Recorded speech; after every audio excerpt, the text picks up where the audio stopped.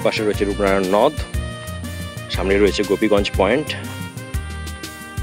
আর এই হচ্ছে Kumarchak sluice gate, যেটা নতুন করে নির্মাণ কার্যটা প্রায় শেষ হয়ে এসছে বলতে গেলে।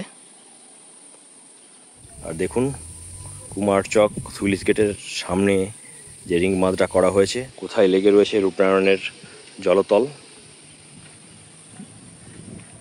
প্রথমে এসেই যেটা আপনার সঙ্গে শেয়ার করবো সেটা এই যে রাস্তাটা আপনাদেরকে দেখিয়েছিলাম যে মানুষ চলাচলের উপযুক্ত ছিল না, খুব কর্দমাক্ত ছিল। আপাতত দেখতে পাচ্ছেন সারের কাজটা হয়েছে, তো এগুলো দেখেও ভালো লাগে।